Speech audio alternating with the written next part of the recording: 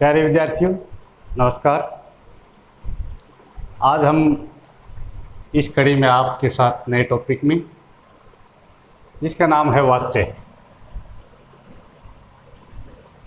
इस प्रकार अंग्रेजी में आपने पढ़ा होगा वॉइस, और उसके दो प्रकार, एक्टिव वॉइस और पैसिव वॉइस। उसी प्रकार हिंदी में इन्हें बोलते हैं वाच्य, और ये हिंदी में तीन प्रकार के बोले जाते हैं। वाच्य का शाब्दिक अर्थ है वाक्य में बोलने की क्रिया। वाक्य में क्रिया पर कर्ता, कर्म, भाव का प्रभाव बताने वाले को वाच्य कहते हैं।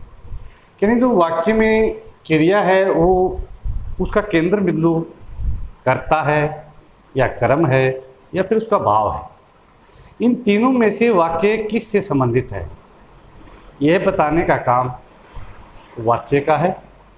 अब हम इनको बारी बारी से समझने की कोशिश करेंगे।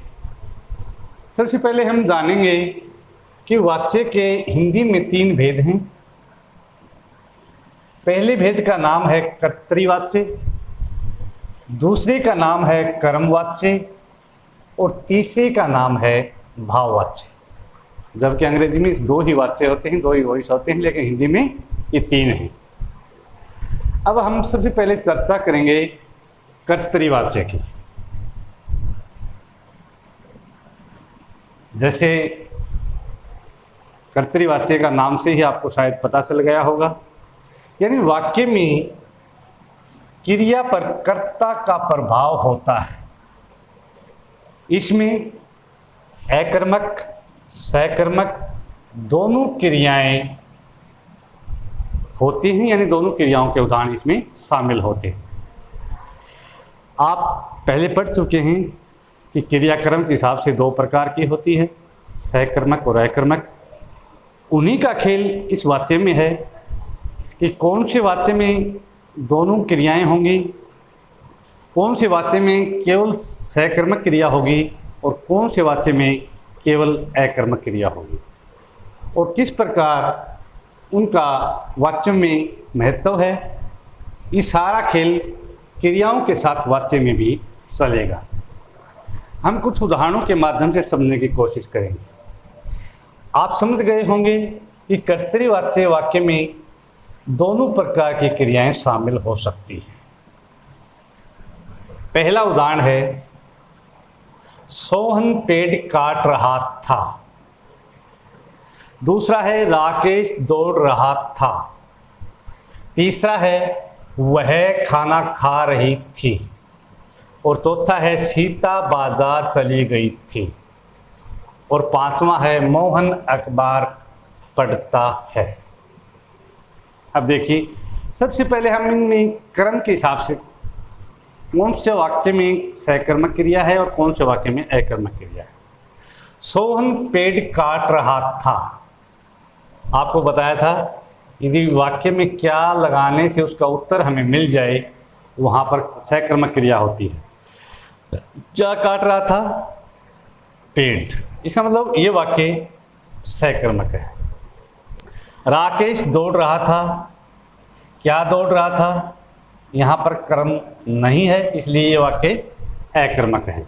वह खाना खा रही थी, क्या खा रही थी? खाना। इसका मतलब ये वाक्य भी सकर्मक है। अब अगला है, सीता बाजार चली गई थी। चली गई थी, यहाँ क्या का जवाब नहीं, यानी कर्म नहीं है। अगला है, मोहन अखबार पढ़ता है। क्या पढ़ता है? अखबार।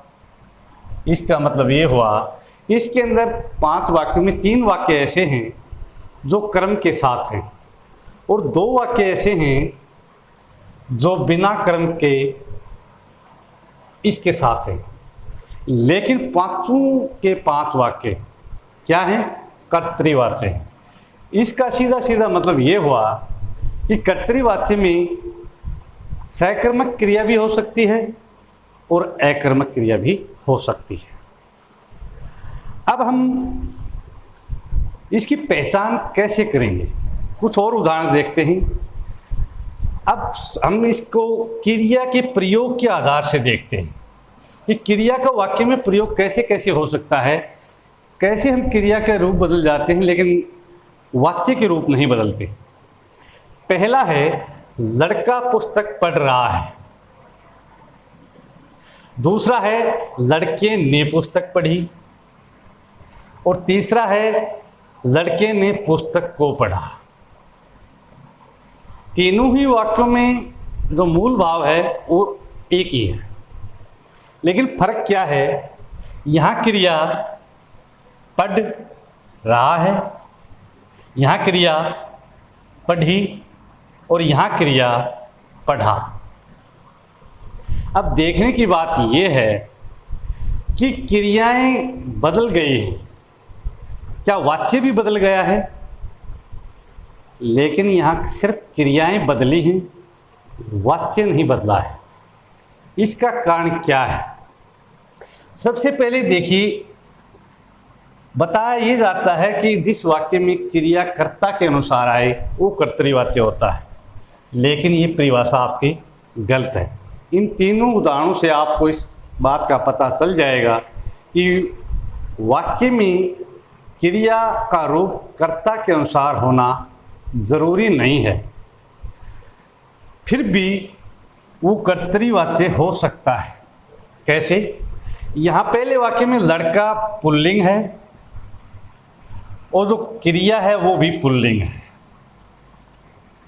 इसका मतलब ये क्रिया कर्ता के अनुसार है,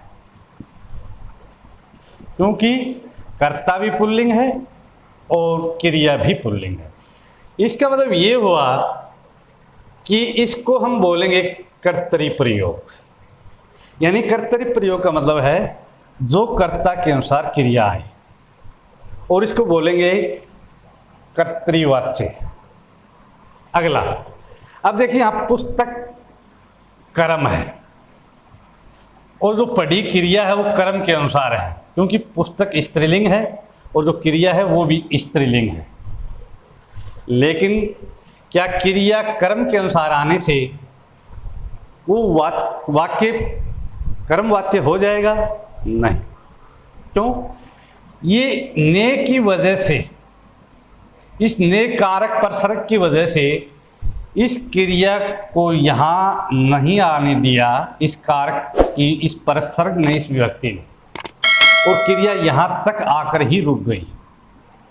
जबकि इसमें मुख्य काम लड़के का ही है, कर्ता का ही है। पढ़ने का काम जो है वो कर्ता ही कर रहा है, लेकिन क्रिया कर्ता के अनुसार नहीं है। किसके अनुसार है? पुस्तक के अनुसार है, और पुस्तक यहाँ पर क्या है? कर्म है। इसलिए ये इसको हम कर्मवाच्य नहीं कहेंगे, बल्कि यही भी कर्तृवाच्य ही है। इसका कारण ये नए परसर्ग है, ये विभक्ति कारक विभक्ति है।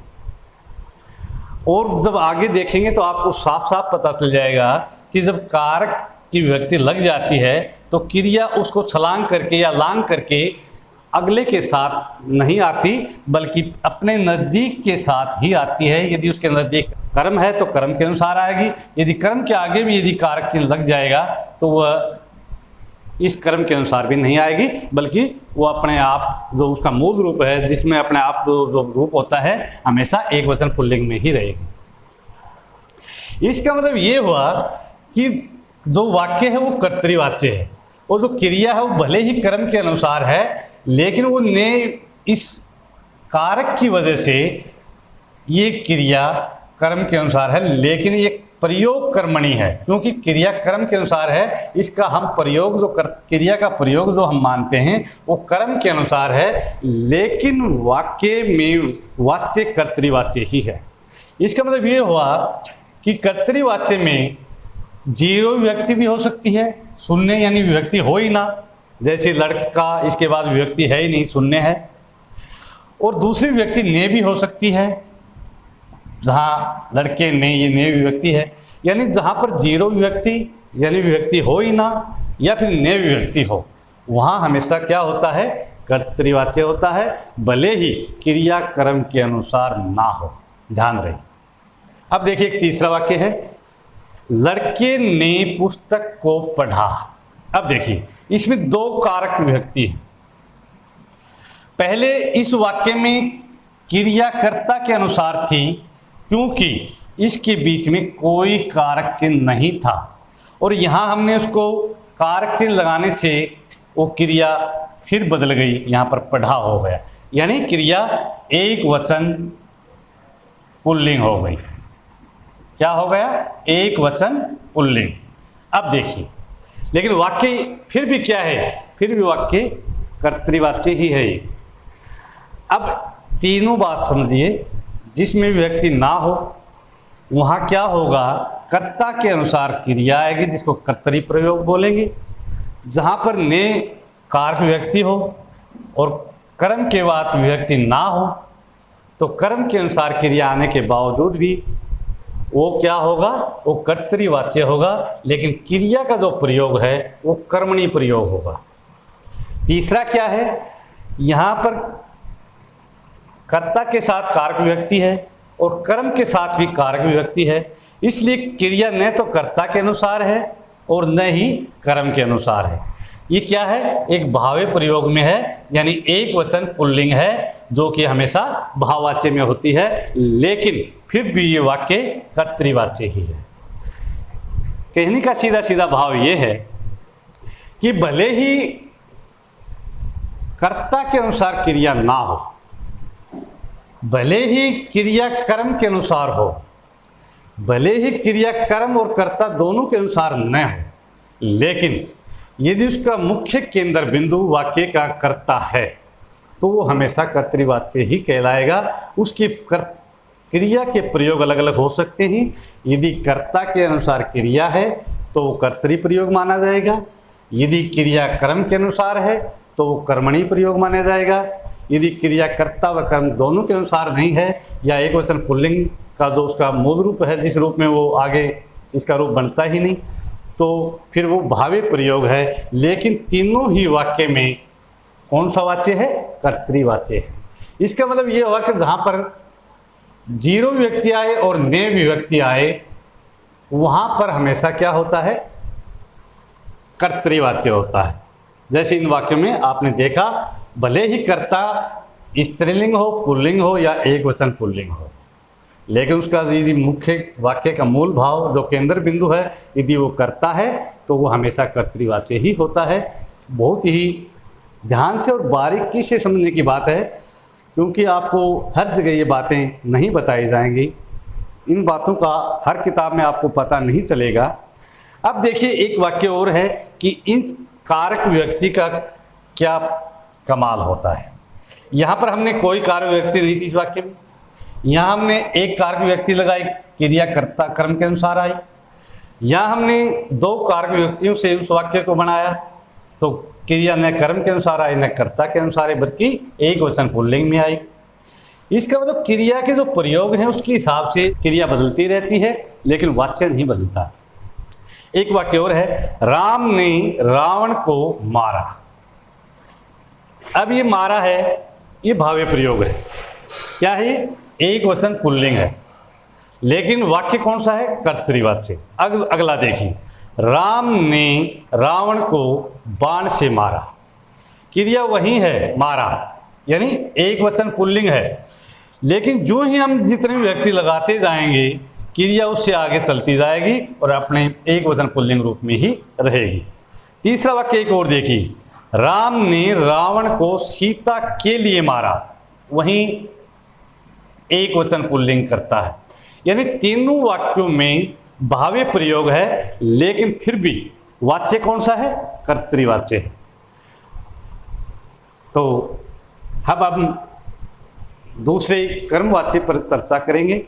कर्मवाच्य इससे भी थोड़ा सा जटिल है, उसको थोड़ा सा अच्छे से समझने की आवश्यकता है।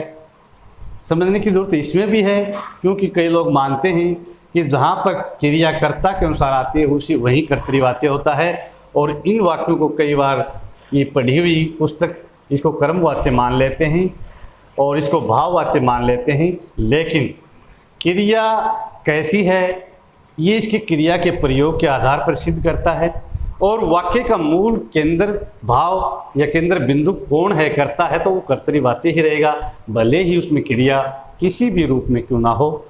ये बात आपको अच्छे से ध्यान रखनी है। जैसे मैंने देखो इसमें 3 वाक्यों के माध्यम से समझाया, क्योंकि क्रिया के बदलने का काम ये कारक परसर्ग नहीं करने देते। यूँ ही ये परसर्ग लगेगा, क्रिया लांग करके अगले के पास नहीं जाएगी, अगले के अनुसार नहीं आएगी, बल्कि उसके नज़दीक जो भी चीज़ है, कर्म है, तो उसके अनुसार ही क्रिया आएगी। लेकिन जो जो व्यक्ति कारक व्यक्तियाँ लगती जाएंगी और क्रिया जब लास्ट में अकेली बचेगी तो वो हमेशा एक वचन पुल्लिंग में आएगी। भले ही आए, लेकिन ये सभी के सभी वाक्य जो मैंने लिखे हैं ये सब के सब कर्तृवाच्य के हैं। भले इसमें प्रयोग कर्तृ प्रयोग है, कर्मणि प्रयोग है, भावे प्रयोग है, इन सभी में, यानी ये क्रिया का प्रयोग का रूप है, न कि वाच्य का प्रकार है। अब हम दूसरे प्रकार के बारे में चर्चा करेंगे। वाच्य का दूसरा प्रकार है कर्मवाच्य। जब वाच्य में क्रिया पर कर्म का प्रभाव होता है वहाँ कर्मवाच्य होता है। इसमें सदैव सकर्मक क्रिया होती है, यानी कर्म उस वाक्य में होगा ही होगा। और इसका वाच्य बदलते समय हम कर्ता के आगे से भी लिख सकते हैं, के द्वारा भी और द्वारा भी। से और के द्वारा ये तो संज्ञा शब्दों के आगे लगेंगे, और जो द्वारा है इसके आगे भी से ही होता है, लेकिन जो ही सर्वनाम आता है जैसे उसके द्वारा, तो जो के है वो सर्वनाम में शामिल हो जाता है, दिखाई नहीं देता, बल्कि होता यहाँ भी के द्वारा ही है। इसका मतलब ये है कि हम जब कर्तृवाच्य से कर्मवाच्य बनाते हैं तो वहाँ पर से या के द्वारा या द्वारा हमें दिखाई देगा और उसको हम कर्मवाच्य में बदल सकते हैं। ये कुछ उदाहरण हैं जो पहले हमने लिए थे। जैसे पहला उदाहरण था हमारा सोहन पेट काट रहा था, दूसरा उदाहरण था राकेश दौड़ रहा था, वह खाना खा रही थी, सीता बाजार चली गई थी, मोहन अखबार पढ़ता था। अब इसमें वाच्य में सबसे पहले एक बात ध्यान रखनी है, वो बात है काल। कभी भी कर्तृवाच्य से कर्मवाच्य बनाते समय या कोई भी वाच्य आपस में बदलते समय उसका काल परिवर्तन नहीं होना चाहिए, यानी जिस काल में वो है उसी काल में उसका परिवर्तन होगा। सबसे पहले याद रखने योग्य बात यह है कि हम जो भी वाक्य का वाच्य परिवर्तन करेंगे उसका काल परिवर्तन नहीं होना चाहिए। जो काल दिया हुआ है उसका वाच्य उसी काल में बदला जाएगा। यदि आपने उसके काल को चेंज कर दिया तो आपका वाच्य गलत हो जाएगा। दूसरी बात यह है कि कर्म वाच्य में हमेशा एक कर्म का होना जरूरी है। हो सकते हैं कर्म दो भी हो जाएं, लेकिन एक कर्म होना जरूरी है। दो कर्मों के साथ भी, दो कर्मों वाले वाक्यों में भी वाच्य कर्म वाच्य ही कहलाएगा। अब कैसे बदलेंगे उसको, कि जैसे पहला वाक्य हमने लिया था कि सोहन पेड़ काट रहा था, काट रहा है। अब हम इसको बनाएंगे सोहन के द्वारा पेड़ काटा जा रहा है, यानी उसी काल में रखना है। अब यहां पर हमने कर्ता को क्या बना दिया, के द्वारा लगा करके इसको बना दिया हमने करण, और काटा जा रहा था और क्रिया को लिया है पेड़ के अनुसार। और पेड़ क्या है यहां पर, ये कर्म है। जहां पर हमने कर्ता को करण बना दिया और कर्म के अनुसार क्रिया को कर दिया, उसी काल में उसको रख लिया, तो वहां होता है कर्मवाच्य। ये कर्तृवाच्य क्यों नहीं होगा, क्योंकि हमने यहाँ पर कर्ता को कर्ता छोड़ा ही नहीं। इसके आगे के द्वारा लगा करके हमने इसको कर्ण कारक में बदल दिया। ये कर्ता रहा ही नहीं, बल्कि जो मूल भाव है वो पेड़ का है, वो पेड़ यहाँ पर क्या है, कर्म है। अगला वाक्य था उसके द्वारा खाना खाया जा रहा था। अब इसमें भी हमने काल का परिवर्तन नहीं किया। जो सर्वनाम है, देखिए मैंने बताया था कि आपके वो द्वारा वाली बात, कि द्वारा, के द्वारा या से, इसमें भी के इसमें शामिल है। ये देखो यहाँ इसमें, क्योंकि ये हमारा रूल नियम है कि जो ही सर्वनाम के साथ कारक विभक्ति आएगी वो उसके अंदर शामिल हो जाएगी, वो अलग से दिखाई नहीं देगी। इसलिए ये दोबारा अकेला नहीं है बल्कि इसमें भी के है, लेकिन ये सर्वनाम की वजह से ये इसके साथ है, इसमें भी के द्वारा ही है। वैसे देखा जाए तो हमने इसको सर्वनाम को क्या बना दिया, के द्वारा लगा करके कर्ण का, और खाना के अनुसार क्रिया को, खाना क्या है यहाँ पर कर्म है, और कर्म के अनुसार क्रिया करके हमने इसको क्रमवाच्य बना दिया। तीसरा है मोहन अखबार पढ़ रहा था। अब हमने इस मोहन के द्वारा लिख करके क्या कर दिया, इसको बना दिया कर्ण कारक, और क्या पढ़ रहा था, अखबार, ये इसका कर्म है, और कर्म के अनुसार ही वही काल, उसी के अनुसार क्रिया, इसलिए इसको बना दिया हमने कर्तरीवाच्य से कर्मवाच्य। अब आप सोचेंगे कि हमने दो वाक्य क्यों छोड़ दिए। एक छोड़ दिया सीता बाजार चली गई थी। अब सीता बाजार चली गई थी, इसका हमने वाच्य क्यों नहीं बदला,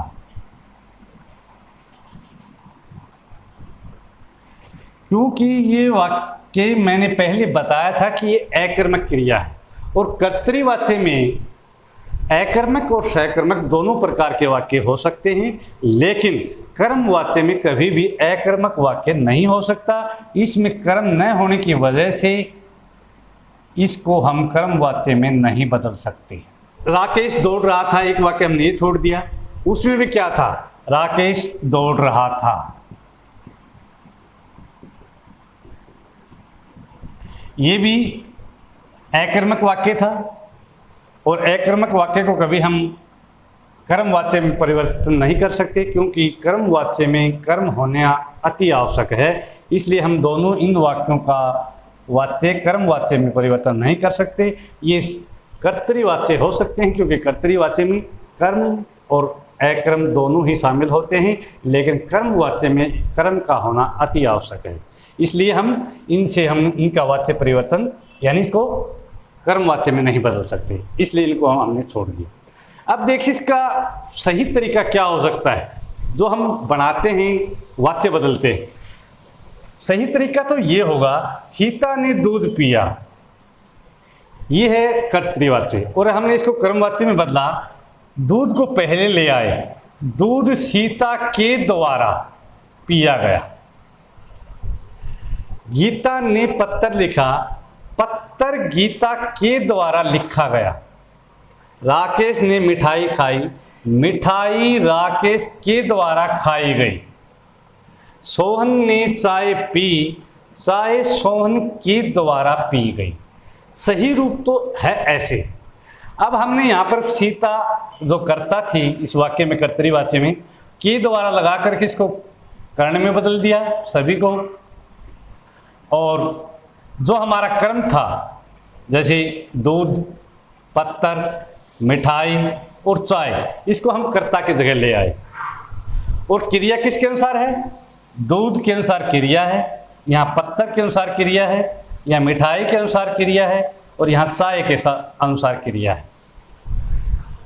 क्रिया उसमें भी इसके द्वारा ऐसे बनाएंगे तो भी क्रिया कर्म के अनुसार ही आएगी, लेकिन इससे उचित तरीका ये है, यदि आप इस तरीके से बनाएं तो उससे भी बेहतर रहेगा, क्योंकि आप जो कर्म है उस कर्म को पहले कर्ता की जगह ले आएं, और फिर जो कर्ता हमारा है उसके आगे के द्वारा लगाकर उसको कर्ण में परिवर्तन कर दें, और क्रिया अपने आप कर्म के अनुसार होगी और वो वाक्य कर्मवाच्य होगा। अब थोड़ी सी चर्चा हम और करेंगे कि कर्मवाच्य और कहाँ कहाँ हो सकता है। हमने चर्चा की थी, कर्मवाच्य में बताया था कि किस प्रकार से कर्तरीवाच्य को कर्मवाच्य में बदला जाता है, और उसमें बताया था कि कर्मवाच्य में कर्म का होना अति आवश्यक है, अकर्मक वाक्यों में कभी भी कर्मवाच्य नहीं हो सकता, और उसमें कम से कम एक कर्म होना अति आवश्यक है। के द्वारा से लगाकर हम कर्तरीवाच्य से कर्मवाच्य बनाते हैं।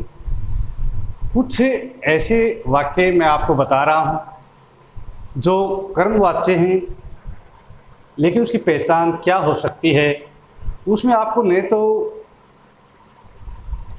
के द्वारा मिलेगा, न से, और न ही दोबारा। वो कौन से वाक्य हो सकते हैं जो कार्य अचानक से हो जाए, या फिर उनको ये कह दिए जो प्रकृति की क्रियाएं अचानक से हो जाती हैं, उनमें हमेशा कर्मवाच्य होता है। कैसे? पेड़ से डाली टूट गई। अब पेड़ से डाली टूटने का काम लगभग प्रकृति का ही है। बरसात आ गई, तेज आंधी चल पड़ी, ये सब के सब कर्मवाच्य हैं, क्योंकि इसमें प्रकृति की क्रियाएं हैं और अचानक से हुई हैं। ऐसी कंडीशन में हमेशा कर्मवाच्य होता है। ये बहुत ही ध्यान देने की बात है। दूसरा क्या हो सकता है कि कर्ता का स्थान, या तो कर्ता के स्थान पर जो चीज़ है, जो शब्द आया है, वो निर्जीव वस्तु हो, या फिर वहाँ उसका कर्ता ही लुप्त हो, यानी कर्ता गायब हो, काम को करने वाला हो ही ना, या फिर उसकी जगह कोई निर्जीव चीज़ का नाम लिखा गया। देखिए सड़क बन रही है, वैसे देखा जाए तो सड़क एक निर्जीव भी है, लेकिन आपको सब पता है कि सड़क बन रही है तो कोई बनाने वाला जरूर होगा। यहाँ तो इसका कर्ता है वो लुप्त है, यानी उसको यहाँ दिखाया नहीं गया है। कुआं खोदा गया है, वैसे भी कुआं निर्जीव भी है, और ये भी मानते हैं कि खुदाई का कार्य करने में कहीं ना कहीं कोई तो कर ही रहा होगा, लेकिन यहाँ कर्ता लुप्त है। सामान भेजा गया है, ये भी सही बात है, सामान किसी के द्वारा तो भेजा ही गया होगा, और वैसे भी कर्ता के स्थान पर तो शब्द है सामान निर्जीव है। अब इनमें या तो ये कह लीजिए कि इनकी कर्ता लुप्त है, या फिर ये कह लीजिए कि कर्ता के जो स्थान पर आई हुई शब्द हैं सड़क, कुआं और सामान, ये निर्जीव हैं। आप कौन से भी तरीके से इसकी पहचान कर सकते हैं। या तो आप ये मान करके कर लीजिए कि इसका कर्ता गायब है, काम का करने वाला इस वाक्य में दिखाई नहीं दे रहा है, या फिर ये मानकर कर लीजिए कि कर्ता के जगह पर जो शब्द आया है वो निर्जीव है। इस वजह से भी ये दोनों प्रकार के भी कर्मवाच्य हो सकते हैं। तीसरा हो सकता है कोई सरकारी, समाज या संस्था के कोई आदेश, प्रशासनिक आदेश, वो भी कर्मवाच्य में ही आते हैं। इस मामले की पूरी जांच की जाए,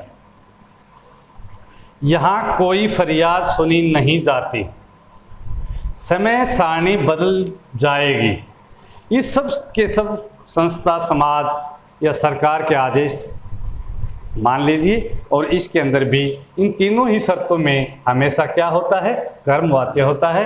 इस कर्मवाच्य को थोड़ा सा बहुत ही बारीकी से इसका अध्ययन करना है, क्योंकि इसमें से, के द्वारा, के बिना भी ऐसे बहुत से वाक्य हैं जो कर्मवाच्य होते हैं, जिनमें कर्म शामिल होता है और कर्मवाच्य कहलाते हैं। और उसकी शर्तें ये हो सकती हैं, मैंने आपको बताया। जो कार्य अचानक से हो जाए या प्रकृति की जो क्रियाएं अचानक से हो जाएं, वहाँ पर हमेशा कर्मवाच्य होता है, या कर्ता का स्थान निर्जीव वस्तु के साथ जुड़ा हुआ हो, या वहाँ से कर्ता ही गायब हो, या फिर कोई सरकारी, समाज या संस्था का कोई आदेश हो, या कोई प्रशासनिक आदेश हो, वहाँ भी सब जगह क्या होता है? कर्मवाच्य होता है। अब हमारा लास्ट जो तीसरा प्रकार है वो है भाववाच्य। तीसरा प्रकार है भाववाच्य, जहां वाक्य में क्रिया पर भाव का प्रभाव होता है, वहां पर भाववाच्य होता है। यानी वाक्य में जो क्रिया है वो न कर्ता के अनुसार होती है, न ही कर्म के अनुसार होती है, बल्कि उसका कोई अलग भाव होता है। उस भाव के अनुसार क्रिया का केंद्र बिंदु होता है। जहाँ पर भाव के अनुसार क्रिया का केंद्र बिंदु भाव है, वहाँ पर हमेशा भाववाच्य होता है। और क्या है? इसमें सदैव अकर्मक क्रिया होती है, यानी इसमें सकर्मक क्रिया नहीं हो सकती। ये हम बार बार चर्चा कर चुके हैं। और इसमें और क्या खास बात है? ये सदैव एक वचन और पुल्लिंग में इसकी क्रिया होती है। हमेशा इसकी जो क्रिया होगी वो एक वचन होगी और पुल्लिंग होगी। कर्ता के आगे से कारक परसर्ग या कारक व्यक्ति लगाकर भाववाच्य का निर्माण किया जाता है। और लगभग ये मानिए कि 90% जो वाक्य हैं उनमें नहीं के साथ इसका प्रयोग मिल जाएगा। लेकिन कुछ वाक्य ऐसे भी होते हैं जिसमें नहीं होना ज़रूरी नहीं है, कि नहीं के बिना भी भाववाच्य हो सकते हैं। पहला उदाहरण देखते हैं जो हमने छोड़ दिया थे 5 उदाहरणों में से। जिनमें पहले हम बता चुके हैं कि उनमें कर्म नहीं था, इसलिए वो उनको कर्मवाच्य नहीं बना पाए, लेकिन हम उनको भाववाच्य बना सकते हैं क्योंकि उनमें कर्म नहीं है, और कर्म नहीं है तो उसको भाववाच्य बनाया जा सकता है। और कैसे? राकेश से दौड़ा नहीं जाता, ये वाक्य क्या था? राकेश से दौड़ा जाता है, तो इसका हम यदि भाववाच्य में बदलेंगे तो राकेश से दौड़ा नहीं जाता। देखिए इसमें कर्म कहीं नहीं है, इसलिए हमने इसको भाववाच्य में बदल दिया है। एक वाक्य छोड़ा था, सीता से हंसा जाता है, और उसका हमने वाच्य बदल दिया कि सीता से हंसा नहीं जाता। काल वहीं रखा है दोनों में, लेकिन सिर्फ क्या किया है? नहीं का प्रयोग करके हमने इसको भाववाच्य बना दिया है। अब देखिए बिना नहीं का वाक्य भी हो सकता है। ब्याह शादियों में लोगों से खूब खाया जाता है। अब यहाँ पर भी कोई ना कोई भाव ही प्रधान है, लेकिन नहीं का प्रयोग नहीं है इसमें। फिर भी जो क्रिया है खाया, वो क्या है? एक वचन पुल्लिंग है, और उसका पूरा केंद्र बिंदु, इसका मूल भाव ये है कि लोगों ब्याह शादी में लोगों से खूब खाया जाता है। अब तीसरा एक और वाक्य है, सीता से अब तो खेला जाता है। ये वो वाक्य हैं जिनमें नहीं है, लेकिन फिर भी ये भाववाच्य हैं। कुछ मानते हैं कि नहीं लगाने से ही भाववाच्य बन जाता है। सीता से अब तो खेला जाता है, अब तो इसका मतलब उससे पहले खेला नहीं जाता था, अब खेला जाता है। तो कहाँ पर? अब तो पर इस पर ज़्यादा फोकस है, ज़्यादा जोर है। केंद्र बिंदु में क्रिया ही है जिसके ऊपर जोर दिया गया, इसलिए भाव पर ही जोर होने के कारण ये क्या है? भाववाच्य है। इसको हम ऐसे भी लिख सकते हैं, सीता से खेला नहीं जाता, पहले अब तो खेला जाता है। देखो इसमें बिल्कुल निषेध नहीं है, और इसमें निषेध है। कई मानते हैं कि निषेध जहाँ होगा वहीं भाववाच्य होगा। नहीं, पहले वाक्य को देखिए, सीता से अब तो खेला जाता है, कोई निषेध नहीं है, अब तो वो खेल रही है। और इस वाक्य में देखिए कोई निषेध नहीं है। निषेध न होने पर भी भाववाच्य हो सकता है, और नहीं का प्रयोग नहीं होने पर भी भाववाच्य का प्रयोग हो सकता है।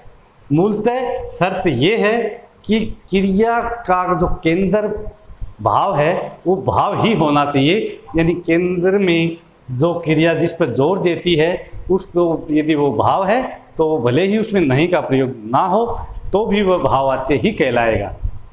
ये देखिए अगला वाक्य, गीता से पत्र लिखा जाता है। भले इसमें नहीं है, लेकिन नहीं का प्रयोग नहीं किया गया, लेकिन फिर भी ये भाववाच्य है। अगला देखिए, सुरेश से भागा गया। इसमें भी नहीं का प्रयोग नहीं है, लेकिन ये सब के सब क्या हैं? ये सब के सब भाववाच्य हैं। अब एक बार मोटी मोटी बात मैं आपको फिर बता देता हूँ। पहला जो प्रकार बताया था कर्तृवाच्य, उसमें सकर्मक और अकर्मक दोनों प्रकार के वाक्य संभव हैं। दूसरा जो प्रकार था कर्मवाच्य, उसमें सिर्फ अकर्मक क्रिया वाले ही वाक्य उसमें शामिल होंगे, यानी कर्म ही उसमें होना जरूरी है। अकर्मक वाक्यों से कर्मवाच्य नहीं बनाया जा सकता।